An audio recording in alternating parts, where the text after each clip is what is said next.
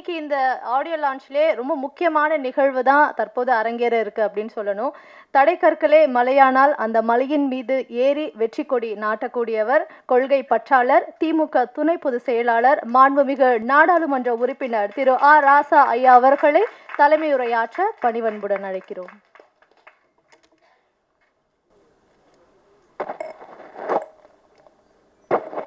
காத்து வாக்கில ஒரு காதல்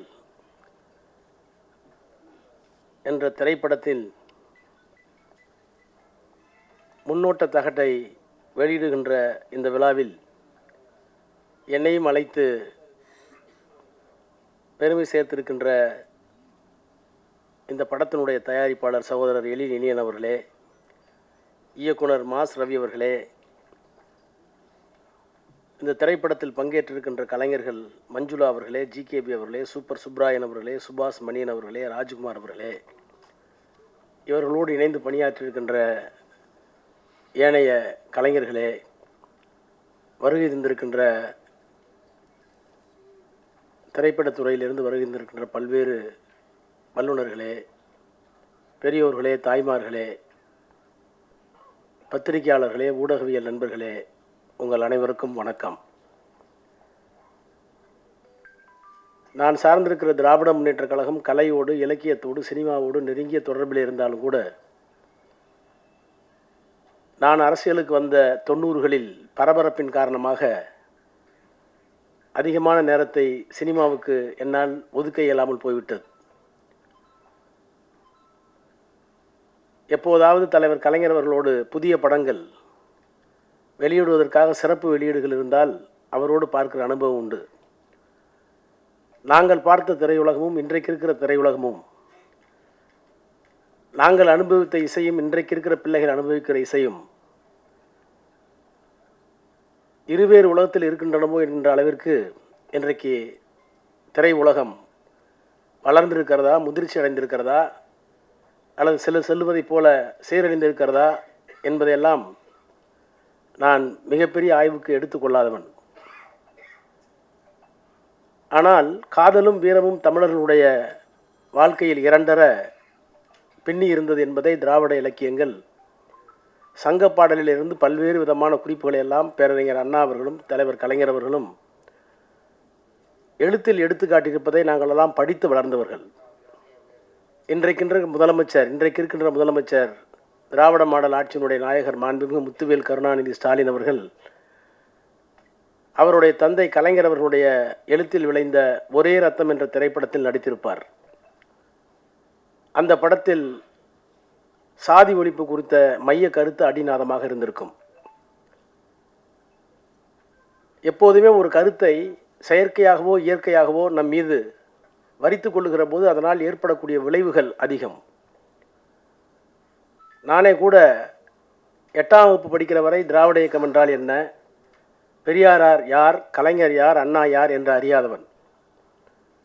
ஏதோ ஒரு பேச்சு போட்டிக்காக என்னுடைய தமிழாசிரியர் ஒரு தலைப்பிலே அவர் எழுதி கொடுத்த அந்த வாசகங்களை பேச போய் அதனால் நான் பரிசு பெற்று அதற்கு பிறகு அண்ணாவை, பெரியாரை, கலைஞரை, அவர்கள் வாயிலாக சங்க இலக்கியத்தை, திராவிட பண்புகளை எல்லாம் அறிந்து இன்றைக்கு 6 முறை நாடாளுமன்ற உறுப்பினராக, 3 முறை ஒன்றிய அமைச்சராக, அதிலே வரக்கூடாத மிகப்பெரிய சோதனை வந்து அதை எதிர்த்து நிற்கக்கூடிய மன வலிமை உள்ளவனாக நின்றிருக்கிறேன் என்றால் அதற்கு காரணம் திராவிட இயக்கம் தந்திருக்கின்ற கலை, இலக்கியம், அரசியல் என்கின்ற அந்த உணர்வு தான்.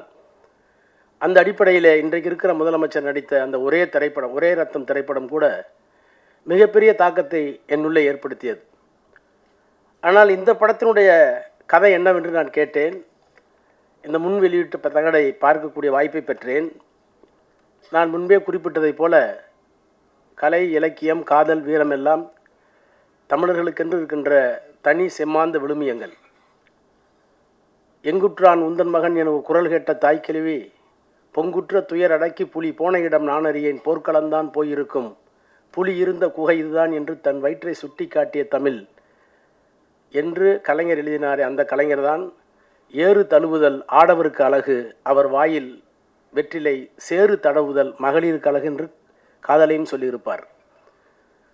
அப்படி காத்து வாக்கில் ஒரு காதல் கதையை கேட்டபோது இரண்டு உண்மையான காதலர்கள் சந்திக்கின்ற தடையை, அதுவும் ஒரு குறிப்பிட்ட சூழலில் பூகோள பகுதியிலே வாழுகின்ற அந்த பகுதியில் இருக்கின்ற தடைகளை எல்லாம் தாண்டி வருகின்ற அந்த ஓட்டத்தை இங்கே தந்திருக்கிறார்கள் என்று சொன்னார்கள்.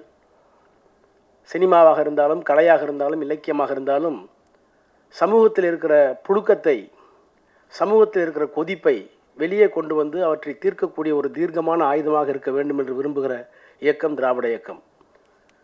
காதல் கவிதையை பற்றிய பல்வேறு கருத்துக்கள் உண்டு.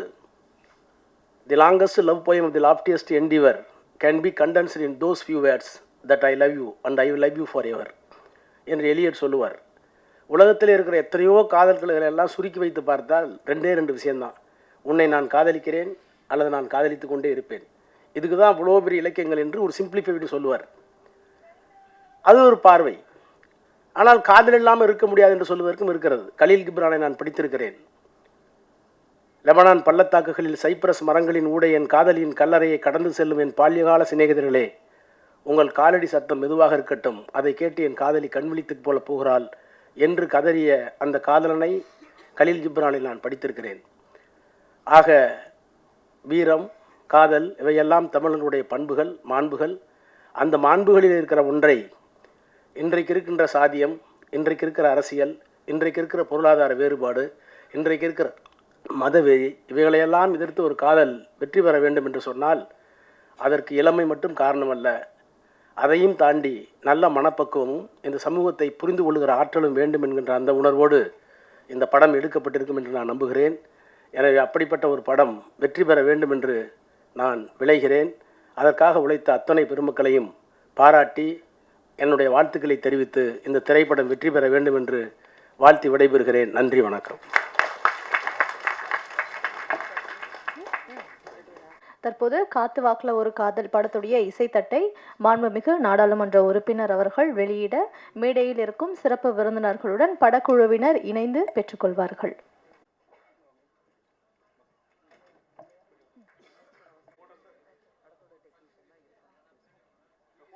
Video please.